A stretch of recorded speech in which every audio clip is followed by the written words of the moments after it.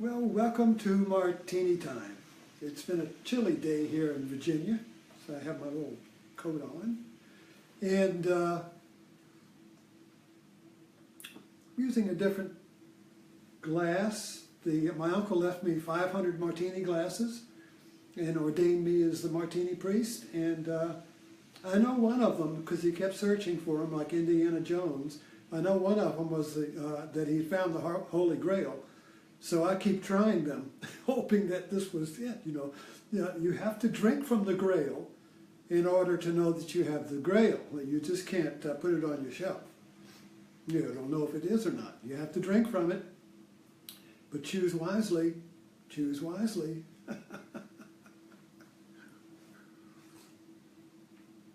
So today, I just had an urge to talk about J. Krishnamurti. I don't know, this is a picture of him when he was young. And he lived to be way up in his 80s, I believe, and kept on teaching and talking. He was the kind of teacher that would sit under a tree, like a Buddha, and just talk. And he didn't talk for you to take notes and learn something and write a thesis on it, although everybody does. His talk was basically a presence in which you became the listener and he was the speaker, and in the talk you became one. The speaker and the listener became one. So the talk was kind of like a metaphor, an opening, a portal. It was not designed, or its power was not in your listening to the talk and commenting on it with your mind and comparing it to other talks. The talk was basically a surrender. And I say all this never having met the man. So don't listen to me. But I did have, and I really don't know if it was an experience of Krishnamurti, but it was a happening, and that was a popular word in the 60s. It's a happening, man. So I was, and mark you now, I was in the 60s. I was teaching high school in Northern Virginia, and I don't know how old. I was in my 20s, somewhere up there. And I had already been on a rather intense search for my truth since I left high school in 1955. There was intense suffering in my ego, in my personality. There was a wound, a split, a deep longing for something, I knew not what, but I knew I could not, that this was not right. That the way I was experiencing life was not the promise. So I didn't know what I was looking for, but I was looking, and living in the world.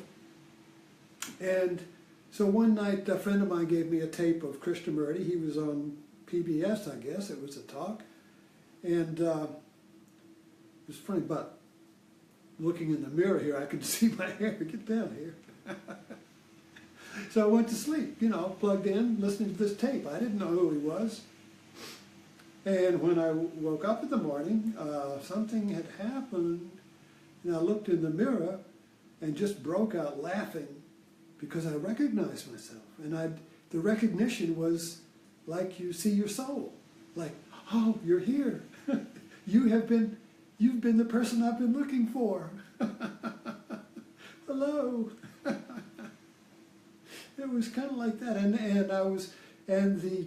all the energy that had gone into this suffering ego personality that I had been carrying had dropped off. So I can look back on it now, and with a different understanding, of course, than then, because I didn't know what the fuck had happened.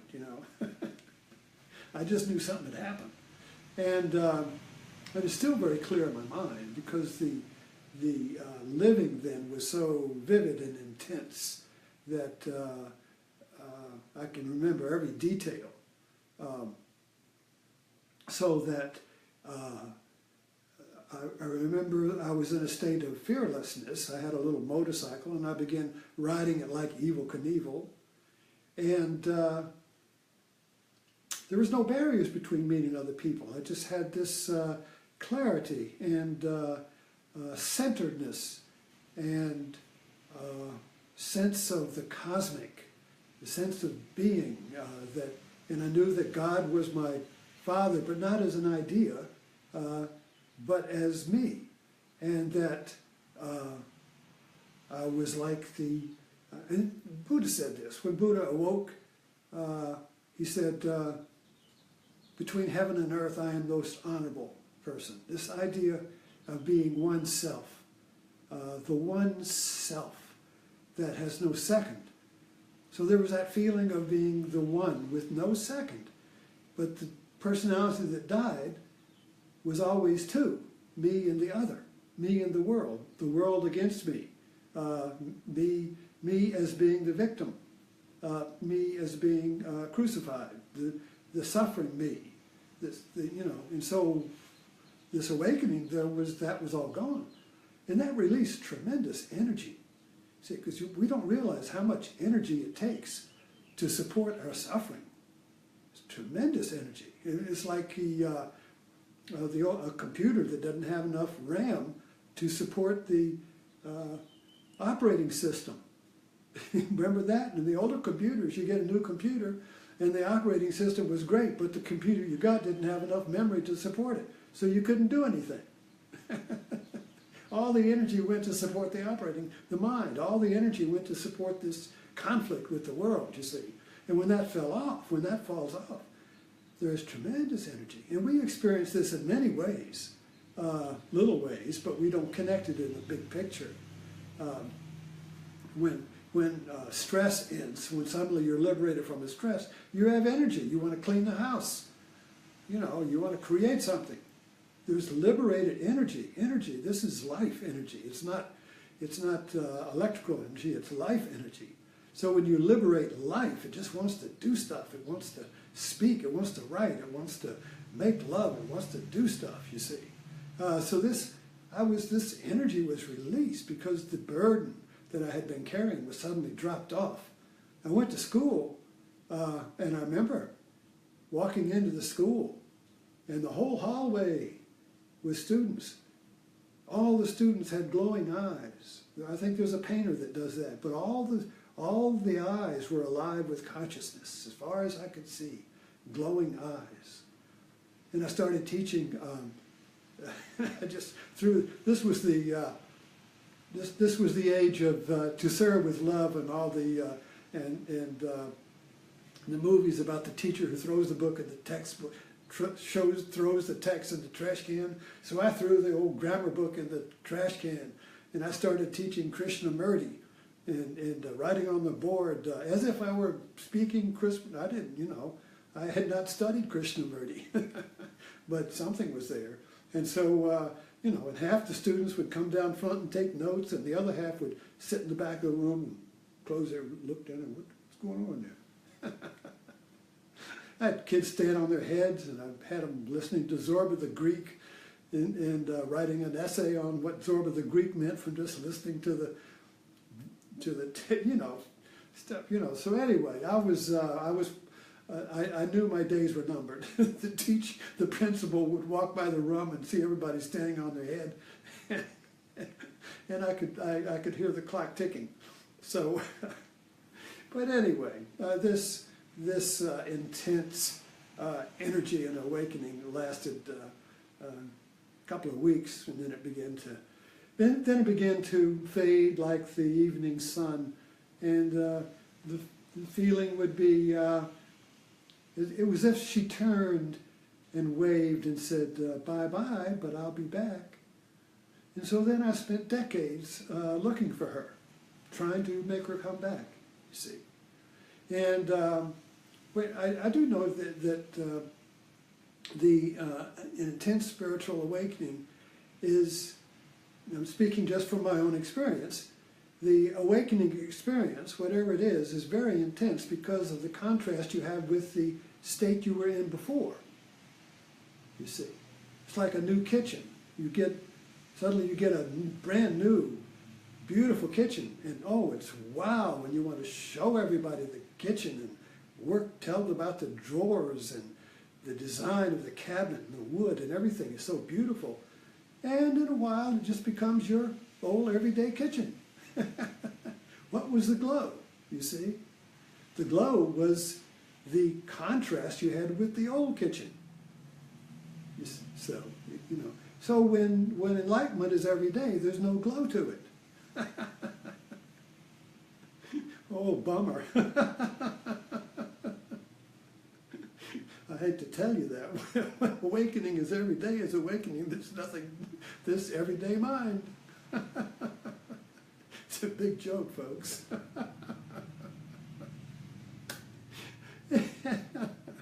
So anyway, I've had a lifelong love of Krishnamurti, and I've read these books, and about every decade or so I'll pick them up and read them again as if for the first time.